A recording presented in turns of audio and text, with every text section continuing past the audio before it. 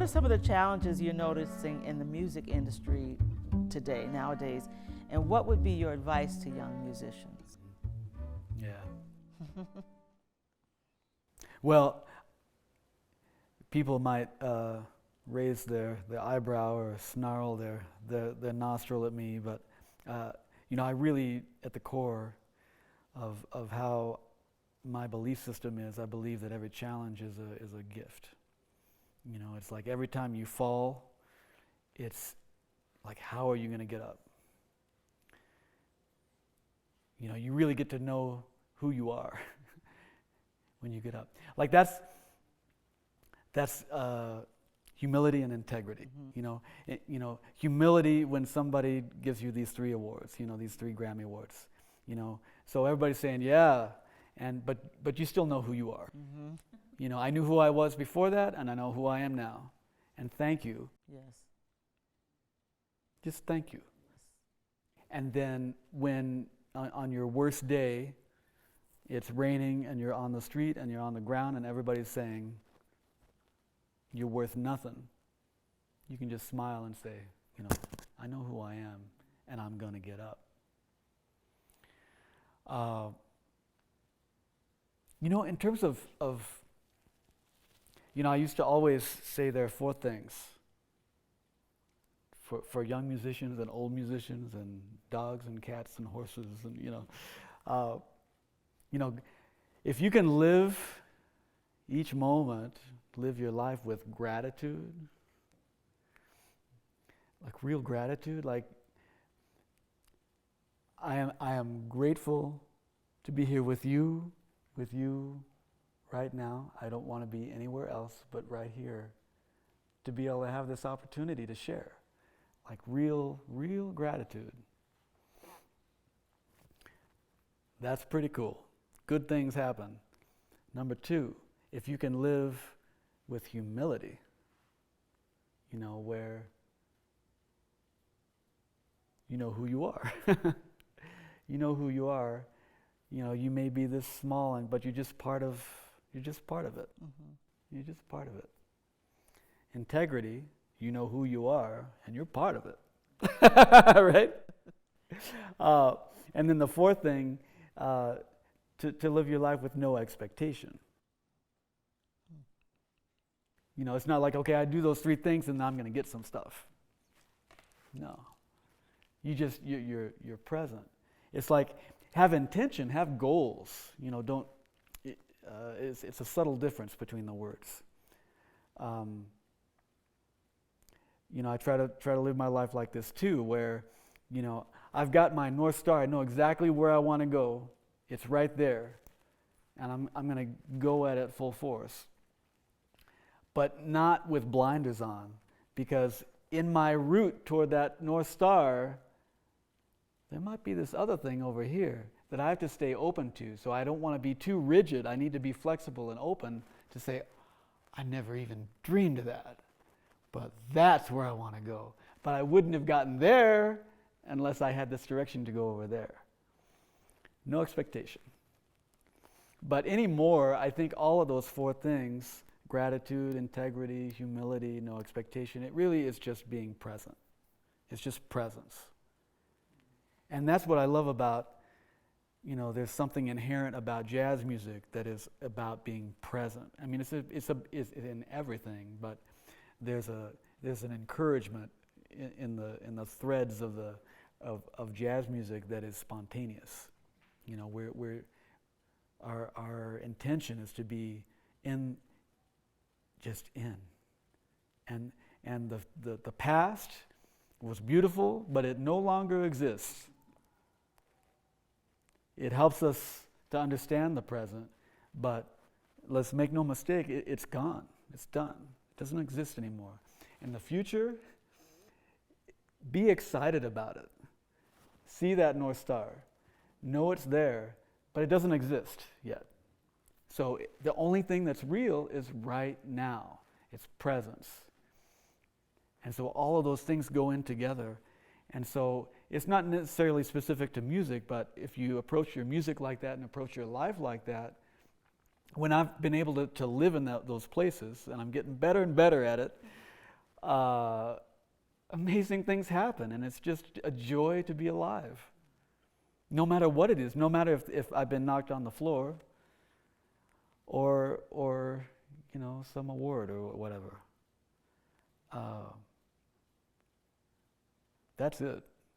You asked me another question. I can't remember what it was. I think you've given us quite a lot. When you were talking about that and being present, it made me think about being on that airplane and allowing yourself to be in that moment and the things that it led to. John Daversa, thank you so much for being my guest and for speaking with me today. It has been an honor. Thank you. Mutual, thank you.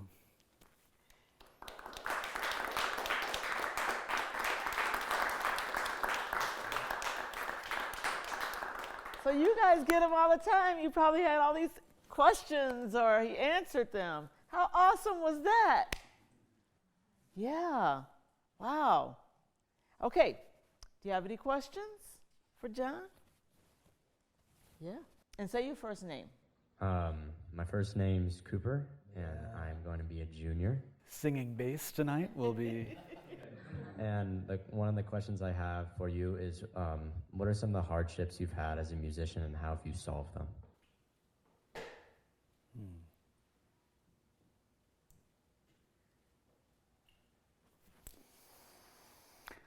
Oh, a lot of it I kind of talked about. Struggling with supporting myself and just doing the music and doing the music that I really wanted to make. And that even has to do with creating, I remember when I was going to make Junk Wagon, there was a lesson there for me.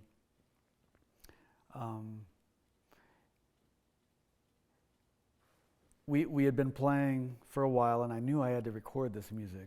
It had to happen. I had no idea how to do it because I had no money. How am I going to do this?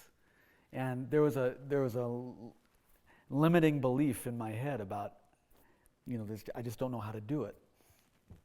And I remember talking to a wonderful colleague of mine. We were on a recording session for something else, and I was kind of saying, yeah, I got to figure out how I'm going to record this stuff. I don't know how I'm going to do it. And he said, John, you got to do it.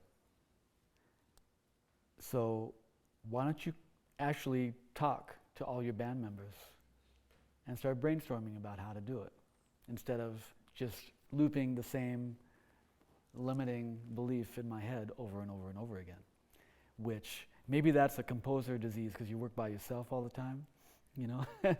And so I had to open myself up, and I did that. And I called every band member, and the amount of love that they showed me, John, you have to do this. We'll do anything for you. Anything. I know a studio, I know somebody, I know this person, and they connected me with everything, and they made it all happen as a community, as a whole entity. And we were able to do it. So the lesson that I learned was to realize that anything's possible, and to get out of my own looping, limited beliefs about anything, and just reach out to people and ask for help. Ask for, or even if you don't want to say help, ask to talk it through and have somebody reflect some of these things back. That's happened so many times for me. I don't know how I'm going to do this. I don't know. And then you just start talking to people, and because your intentions are so benevolent, doors just start opening.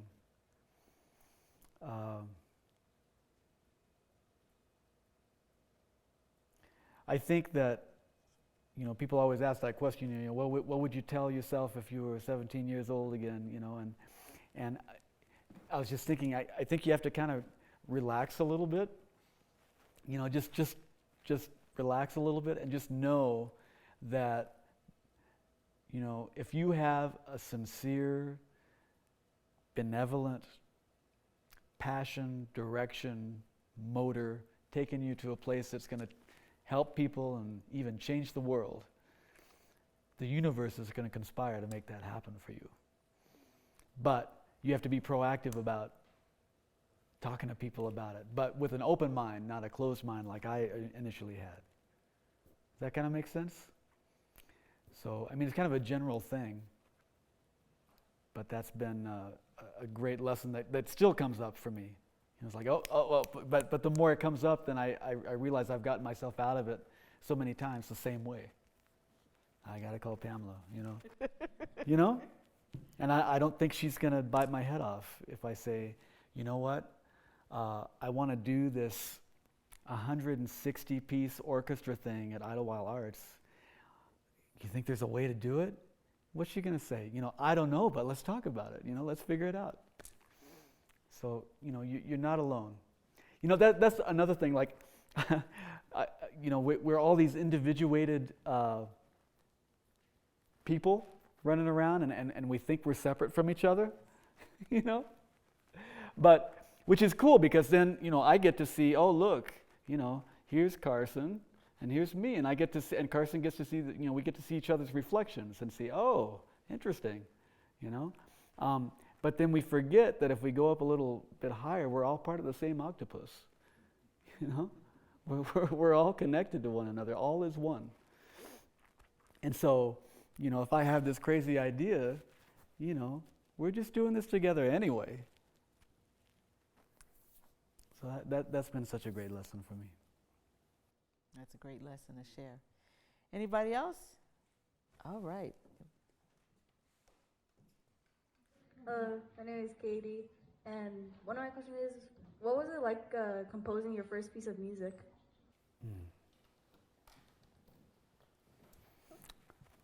I don't know. I used to sit at the piano and write songs and sing, and it was just, actually, I remember some of those summers, me and my cousin, when I was 7, we moved to Oklahoma. That's sometimes, you hear the accent come out. So I grew up in Oklahoma, and we would make these tapes, and we would do spoofs of commercials and the news, and so I'd write all these jingles like, Angelina's Pizzeria, and I would come up with something, and that's kind of where it started. And I would listen to radio, jingles, and just try and come close to playing it on the piano.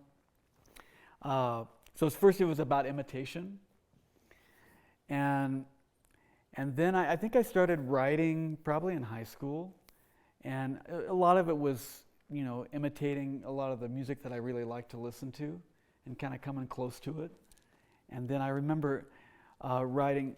I went to Japan with a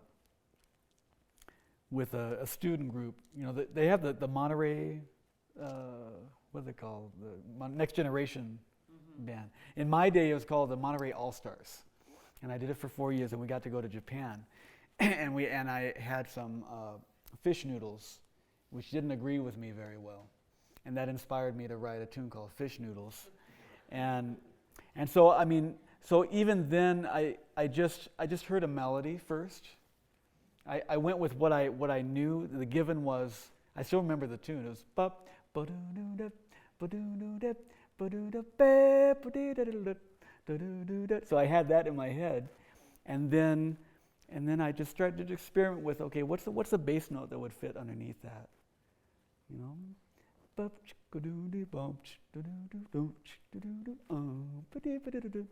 and try to put those things together, and just piece by piece, it started to seem like maybe this is a composition. And then I went to my band director in high school, and I said, I don't know how to do this, but do you think I could write a tune for the big band? And he said, yeah, do it. And so I just listened to a lot of music, and one of the benefits, I think, for me in terms of process and development growing up is that I remember looking at a few, arranging for big band books, and I kind of went, yeah, okay. What am I hearing? It's like I hear, ba, bo, da, da. Okay, that makes a chord. I'm hearing some of those notes in there, and I just went at it really slow, but very honestly and sincerely. And I'm so glad I started that way, and I kind of figured out a lot of things on my own to begin with when I was writing. And then when I went to UCLA, I studied classical composition, and they were, doing figured bass, and I said, oh, so you call that a 1-6-4 chord, and I was calling it Frank. Okay, so I spell it this way, and you call it that way. Got it. And so I learned a different language for what I was already doing. But what I was doing, kind of like the way I discovered that John Lennon writes, it's like, he'll just go to theoretically a chord that makes no sense at all, but it sounds good. And I value what sounds good more than what makes theoretic sense. If there's a question, A or B, I'm going to choose A. But then it was great to be able to understand B when I needed to be able to think my way through a puzzle. So it's all just, I think you have to be fearless. I think you have to be willing to write something really bad, Just like you have to be willing to play something bad, you have to be willing to leap, and you have to be willing to fall, and then it's about getting up,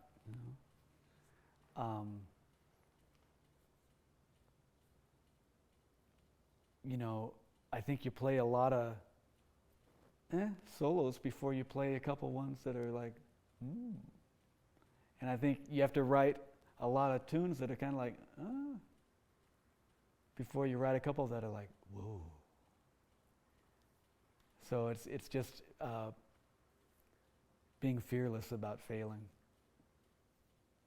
What's the worst that's going to happen, Maybe you'll die. Okay. Any other questions? My name is Emma. What does your practice routine look like? What usually looks like? I wish you hadn't asked that question. So, honestly, right now, it doesn't look like anything. And it's something I've really had to come to terms with, especially in the last 10 years after you have a kid, and you travel as much as I have been, and you're organizing a university, and you're writing, and to have the space to practice has really been difficult. And especially as a trumpet player, like you got to play every day to really keep any kind of strength together, just like maintenance stuff. And so I was really stressed out about it for a lot of years, and I tried so many things. Okay, I'm just going to play like 5 minutes every day. I'm just going to do this one little routine, but like it's not enough to keep me like in shape. So in the last 5 years, I completely just chilled out about it, and I know that. So basically, and the reason I chilled out about it is because everything is practicing for me now. Everything is music. When I'm in a committee meeting at the university, I am playing with them. In a mischievous way, but also playing too. Like I will, maybe the conversation is kind of like, okay, are we really gonna, and then I will step on somebody's toes just to see what'll happen, and go. And then and it's so much fun. Or I'll just play point guard and like give a no-look pass, in the discussion, and they didn't know it was coming, and then it steers the conversation in a different direction. I mean, everything is music. The way that we're talking here, and the way that we're listening to each other, and the way that we're hearing each other, the way that we're connecting each other, that's the way that I play. So when we're talking, I'm practicing. That's a little lofty, right? But that's because I put in all the time earlier with all the technical stuff. So when I practiced, when I dropped out of school, and I was writing, which was practicing, from 6 to 12, and then after that I would play from 1 to 4, generally. And so I had a list of things I wanted to do. Same with writing. Okay, this week is melodic minor in B week. So I sing everything first, especially on the trumpet, and I think even especially on the piano, because you can get away, you can skate because the notes are right there. So I sing everything first. So sorry, it's more altered starting on the 7th. I meant to do it on the root. So sing it, then be able to play it, and then do it in thirds.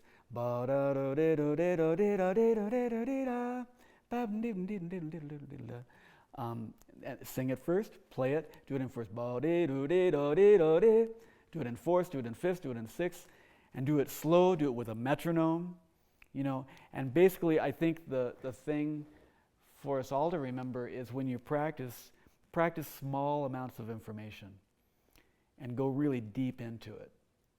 So maybe I would be practicing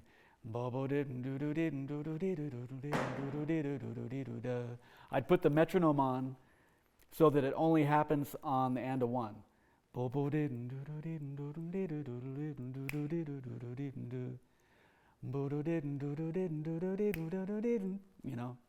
So I have to stay, so I'm working on time, I'm working on the scale, I'm working on really hearing it, just a small amount of information. Instead, because it can get really overwhelming trying to do everything at once. Another great tip, too, is to organize your practice. Say you only have an hour that day to practice, and maybe that's even luxurious, but let's say you have an hour. Segment it into a disciplined 10-minute segmented practice. If you have many things you need to do, 10 minutes I'm going to compose. 10 minutes I'm going to work on this technical etude that I'm working out, but like focused for 10 minutes. 10 minutes I'm going to work on this music theory thing. And I would always give myself a time slot where I could do whatever I wanted to do, where I could just freely improvise usually. So it was in balance. It's not all discipline. There's a little bit of fluidity too. But if I didn't have a list of the things I wanted to do, then when it came to that hour that I had to practice, sometimes I'd forget. So that's really important too. So it's a good amount of discipline and then the creativity too. Like we live in this world of duality in this plane. We don't know what hot is unless we know what cold is, and et cetera, dark and light. And it's similar with cognition and intuition. I should say intuition and cognition, left and right. I like the analogy of the paint and the wall. Music is like this and life is like that. So the structure, the cognition, the method, the discipline, that's the wall. That's sturdy and you can count on it. It's going to be there no matter what. But by itself, it's just not all that artful. It's just a wall. It's just a function. And then you've got paint, like butterflies. You ever try and catch a butterfly? They are not to be caught. They're just to be inspired by. So going back to the paint, if you throw the paint without the wall being there, nobody ever gets to see it. Nobody ever gets to see the creation. But if you throw it on the wall, then the wall will be the structure that it can sit on, and now we can actually admire it and see it. So practicing, writing, creating, I think both those elements have to be in play. And I think that everybody progresses in that way. Some people gravitate toward all the thinking stuff first, and that's awesome. And they'll get to a certain point, and then they'll kind of plateau, and they, say, why? Okay, well, you need to work on the intuition parts. And there are exercises to do on both sides. You need to open yourself to being fluid and letting the innovation come in. And then when that starts to happen, you've got a whole new level.